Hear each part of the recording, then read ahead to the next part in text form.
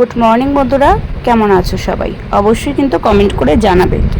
আমি ফ্যানের তলায় বসে ভয়েস দিচ্ছি, তাই হয়তো একটুখানি অন্যরকম আওয়াজ হতে পারে, তোমরা ব্যাপারটাকে ইগনোর করবে। কালকে রাত্রেবেলায় পুরো ঘর লেপে রেখেছি জন্য আজকে একটু রেহাই পেলাম। তো যাই হোক, এখন ভাত বসিয়ে দিয়েছি কারণ আমার বরটা যাবে কাজে, আর আমাকে অনেক ভোরবেলা উঠে এখন রান্নাবান্না করতে হয়। তো যাই হোক বন্ধুরা, সে কথা বাড়িয়ে দিলাম। এখন প্রত্যেকটা মেয়েরই এরকম কাজ বাস। তো আজকে না একটু লেট হয়ে গেল ভাতটা বসাতে। তো এখন আমি উঠান ঝাড় দিচ্ছিলাম, তো ভাবলাম চলো তোমাদের সঙ্গে শেয়ার করি ব্লগটা। এই দেখো কুয়াশা কুয়াশা ধোয়াশা ধোয়াশা। যাই হোক, মেয়েও কিন্তু উঠে গেছে, মেয়েকে এখন খাওয়ালাম, খাইয়ে তোমাদের সঙ্গে শেয়ার করলাম। আর কালকে একটা ছেঁড়া নাইটি পরেছিলাম, তো এই এখন মানে এই যে উঠানটা পুরো লেপে নেব গোবর মাটি দিয়ে, তো এর জন্য ছেঁড়া কাপড়টাই পরে নিয়েছি। কারণ একটু পরেই তো ওই গোবর টোবর ন্যাতড়ে ম্যাতড়ে গিয়ে চান করতে হবে।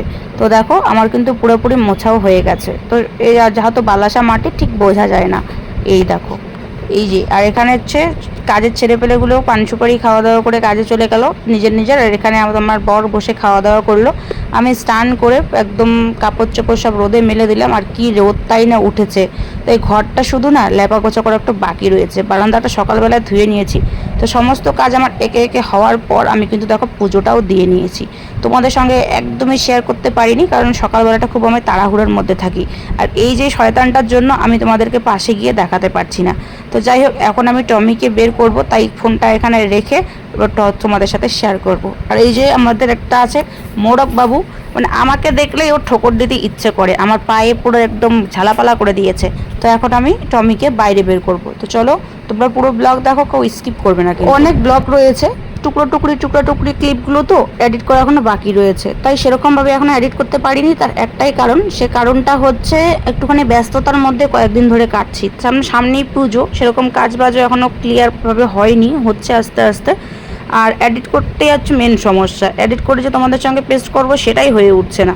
এত কাজ বাজের মধ্য দিয়ে কদিন ধরে যা রৌদ্র দিচ্ছে, আমি কাপড় কাচবো কী করে, ধুবো কী করে, শুকাতে দেবো কী করে, কারণ মেয়েকে নিয়ে তোমরা তো জানোই।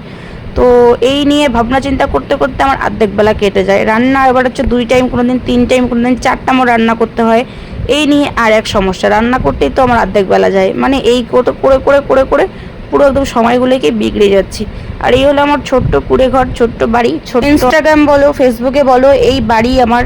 আর আমার এই থোবড়া, একটা খারাপ থোবড়া, খারাপ ফেস, আমি কিন্তু অনেক ভালোবাসা পেয়েছি। তো মানে যেই ভিডিওগুলো আমি বেশি পরিপাটি করে সুন্দরভাবে পোস্ট করি, সেগুলোতে তোমরা আমাকে সাপোর্ট করো না, ভালোবাসা দাও না।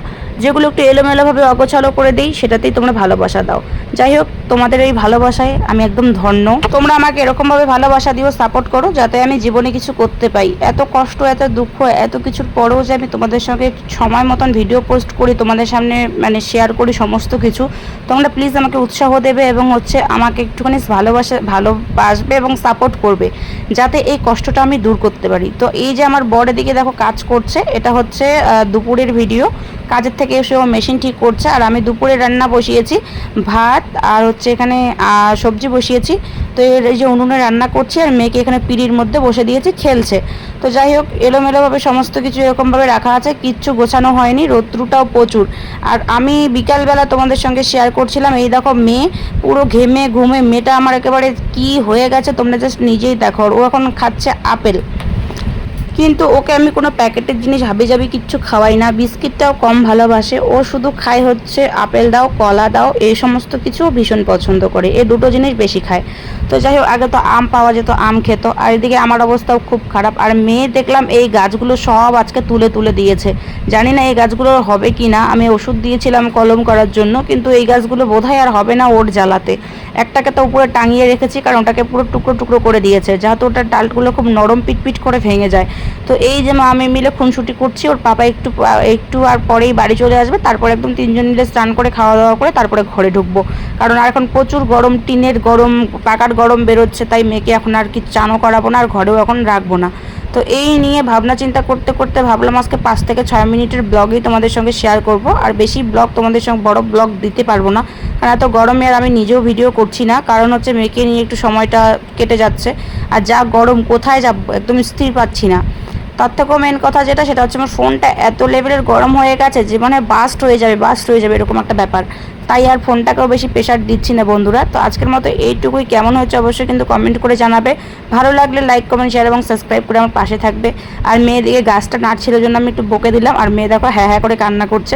শেষে কিন্তু তোমাদের সঙ্গে টাটাও করে দিয়েছে। অবশ্যই তোমরা দেখতে কিন্তু ভুলবে না, ঠিক আছে?